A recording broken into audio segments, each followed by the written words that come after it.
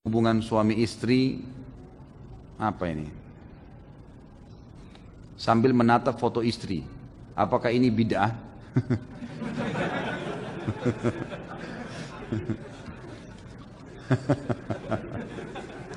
Jazakallah khair, pertanyaannya membuat orang tertawa di malam hari ini. Jadi teman-teman sekalian, onani haram. Nggak boleh dalam Islam. Sama memuaskan diri dengan cara pribadi begitu nggak boleh dalam Islam. Caranya bagaimana supaya tidak terjadi? Jauhkan semua fasilitas yang bisa mengundang syahwat. Nggak boleh, gitu kan? Tapi kalau terjadi seseorang telepon istrinya dari jarak jauh, lalu kangen-kangenan, rindu, kemudian dia mungkin ya istrinya mengucapkan kata-kata sampai dia klimaks, nggak apa-apa itu halal, nggak masalah. Tapi jangan lakukan hal-hal yang tidak benar, teleponnya diciumin lah, apalah. Itu bukan istri, itu telepon, apa mau dicium gitu. Ini jangan aneh-aneh, tinggalkan fasilitas-fasilitas ini, gitu kan? Caranya tinggalkan hal-hal yang berbau. Kalau memang istri lagi telepon, ya ucapin sayang, mungkin rindu iya, tapi jangan ke hal-hal yang tidak baik. Insya Allah kalau antum sibukkan diri dengan ibadah, maka aman gitu. Onani ini dibolehkan kalau istri yang melakukan pada suami, karena masuk dalam firman Allah Subhanahu wa taala yang berbunyi a'udzubillahi minasyaitonir rajim, nisa'ukum harthun lakum fa'tu harthakum anna syi'tum wa qaddimu li anfusikum. Artinya, perempuan itu istri kalian adalah ladang buat kalian. Maka datangi ladang kalian semau kalian. Boleh. Selama bukan dubur, tidak digauli di duburnya, tidak digauli haid dan nifas, boleh. Gitu kan? Dan dahulukan diri kalian. Jadi ini ulama rincikan sebab turunnya ayat ini adalah masyarakat Mekah terbiasa menggauli istri dengan menunggingkan istrinya. Waktu sahabat-sahabat hijrah ke Madinah dari Mekah, muhajirin, wanita Madinah terbiasa digauli dengan suaminya sementara mereka tidur dan suaminya dari atas. Maka si laki-laki ini, muhajir ini nikah sama wanita Ansar. Waktu wanita Ansar mau digaulin dengan cara orang Mekah, gak mau, nolak. Laporlah kepada Nabi SAW, ya Rasulullah begini kejadiannya. Maka turun firman Allah tadi. Wanita adalah ladang kalian, gaulilah seperti yang kalian inginkan dan dahulukan diri kalian. Jadi ibu-ibu tentunya harus bisa memahami juga ayat ini. Kalau suaminya pengen gaya tertentu itu nggak apa-apa. Asal jangan hal-hal yang haram seperti dubur, nggak boleh, gitu kan? Nggak boleh. Dan boleh mendahulukan diri sendiri dalam arti kata boleh membahasakan kepada pasangan saya mau begini, saya mau begitu, nggak ada masalah. Yang diharamkan saja yang ditinggalkan, yang tidak, yang boleh maka boleh dilakukan, gitu kan? Jadi saya sarankan Allahu a'lam dijauhi ini, dijauhi. Dan saya sarankan juga teman-teman sekalian, selama memang masih ada peluang, kerja dekat dengan keluarga, kerja di situ. Udahlah. Kerja jauh di sana gajinya $1.000, kerja di sini $400. Di sini aja nggak apa-apa. Aman, gitu kan? Daripada jauh sana menderita, akhirnya foto dicium-cium kan jadi masalah. Jadi lebih baik jangan. Allahu a'lam. Saya dan suami hidup berjauhan. Saat suami datang, saya sedang datang bulan Bu ya, tapi sudah mau bersih. Biasanya sih liburnya itu ada sekitar 7 hari Bu ya. Nah di saat malam ke-7 itu biasa suami meminta mungkin untuk dipenuhi kebutuhan biologisnya, dan apakah boleh Bu ya, dan juga dengan cara apa, kalau seharusnya menolak seperti apa Bu ya. Baik, sebetulnya hakikatnya kepada diri Anda yang tahu. Kalau memang sudah bersih, mandi dan gauli, siap melayani suami. Kenapa?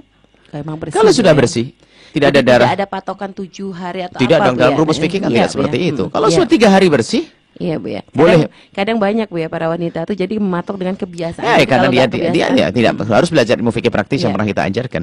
Kalau kebiasaannya dalam 8 hari kok 3 hari sudah berhenti bersih, maka dia boleh, tidak wajib mandi ya. Boleh mandi. Kemudian setelah itu melakukan sholat. Karena memang sudah bersih, mau apa? Iya Bu ya. Tapi tidak wajib. Wajibnya baru kalau sudah sampai kepada hari kebiasaannya. Iya Bu ya. Nah, kalau itu hari bersih ya mandi dan gauli suami. Kalau ternyata di hari itu memang belum bersih dan masih ada darah, haram melayani suami dan dosa. Iya Bu ya. Cuman caranya jangan menjadi wanita bodoh dong. Kan bisa menyenangkan suami dengan cara yang lain. Mohon maaf, dalam Islam yang penting adalah tidak masukkan ke lubang depan, lubang belakang dalam keadaan haid itu lubang. Kalau lubang belakang biarpun tidak haid tidak boleh. Lubang depan dalam keadaan haid tidak boleh. Artinya mungkin seorang istri bisa menyenangkan suaminya dengan apa saja, bercumbu apa saja, apa dengan tangannya atau asal tangan si istri adalah halal, atau dengan apapun yang dimiliki seorang istri. Maka istri harus jadi orang yang cerdas. Jangan di saat haid langsung suaminya suruh terlantar begitu sepanjang malam. Ini makanya perlu belajar yang benar. Para wanita-wanita itu ngerti.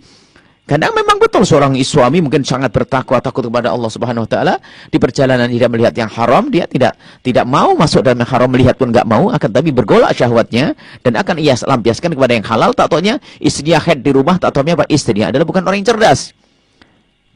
Kalau seorang suami sudah diselesaikan urusan itu dengan apa saja, yang penting tidak masuk lubang depan, lubang belakang, selesai. Habis itu akan tereda. Maka menjadilah wanita yang cerdas. Baik, Bu ya. Baik, Bu ya, terima kasih Bu ya atas jawabannya tadi kepada hamba Allah. Berapa semoga bisa memahami apa yang Bu ya sampaikan tadi. Ada, mohon maaf ini Usmari. Jadi di saat haid itu seorang istri boleh bercumbu bermesraan dengan suami sebebas-bebasnya. Asalkan satu hal, tidak masuk ke lubang depan, tidak masuk ke lubang itu. Kalau masuk lubang belakang memang tidak boleh selamanya. Ya. Nah, intinya apa? Bisa bermesraan dengan apa saja dalam keadaan haid. Bukan ini seperti kebiasaan orang masyarakat India waktu itu atau pada zaman jahiliyah. Kalau perempuan haid langsung diasingkan kemana. Enggak seperti itu. Jadi masih boleh makan bersama dan seterusnya.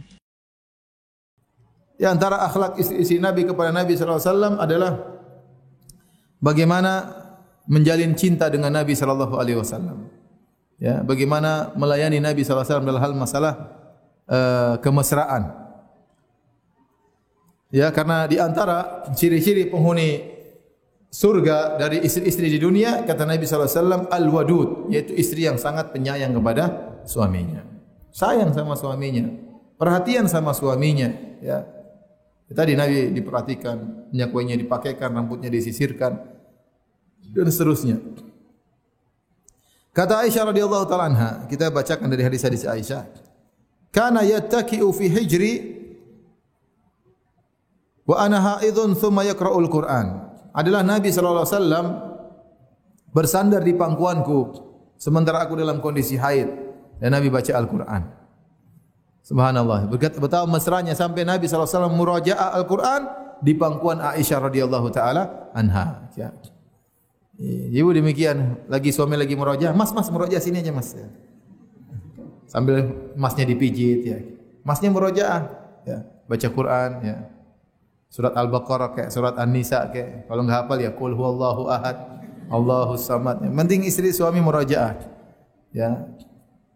Suami sedang merojah, tetap istri mesra dengan suami. Enggak ada masalah. Lihat bagaimana Nabi sallallahu alaihi wasallam meletakkan bersandar di pangkuan Aisyah sambil merojah Al-Quran wa yaqra'ul Quran sallallahu alaihi wasallam. Kemudian bagaimana Nabi mengajak Aisyah untuk mandi bareng dan Aisyah nurut.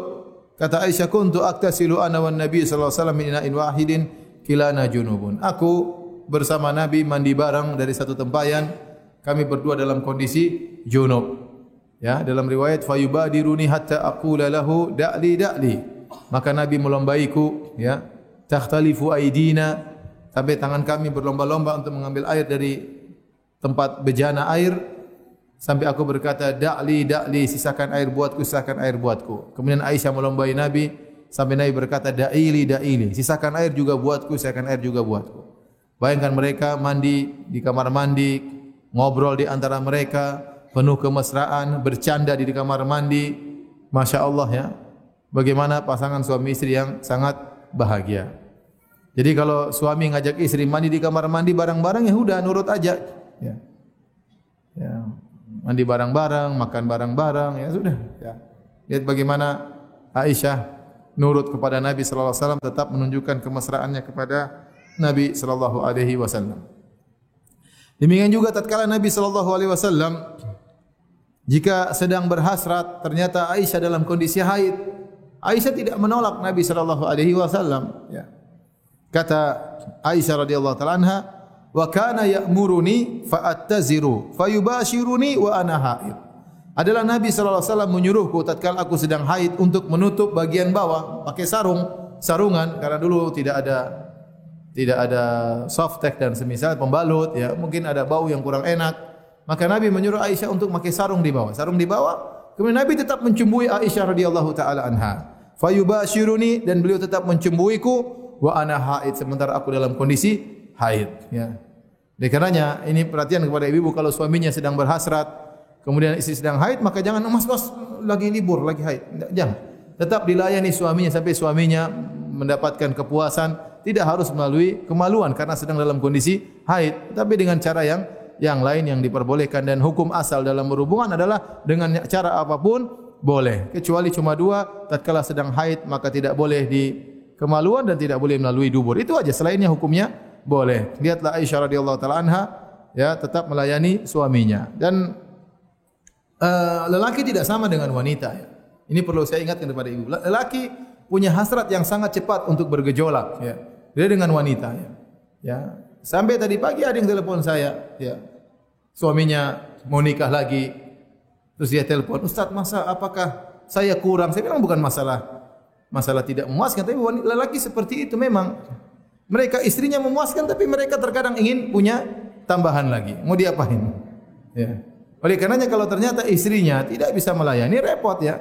Bukan karena istrinya tidak cantik, bukan. Tapi ternyata dia ingin lagi yang lain. Bukan berarti anti tidak memuaskan, bukan itu. Jangan sampai salah sangka, tidak. Apakah Nabi setelah menikah Aisyah, Nabi masih menikah lagi? Aisyah itu istri kedua setelah Khadijah. Nabi menikah Khadijah, kemudian menikah dengan Aisyah, tapi belum digauli. Setelah itu Nabi menikah dengan Saudah.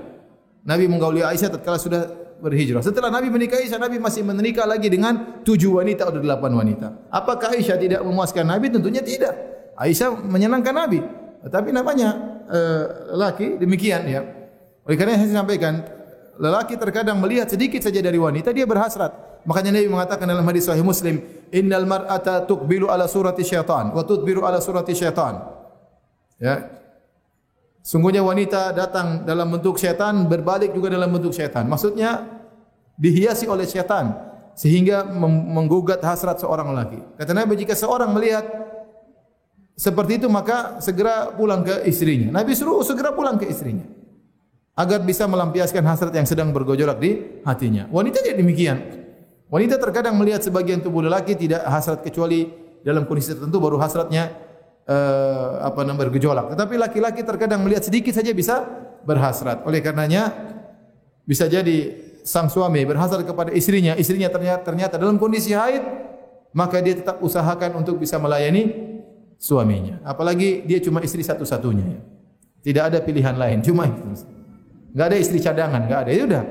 Kalau enggak punya istri cadangan, ya istrinya harus melayani meskipun dalam kondisi haid.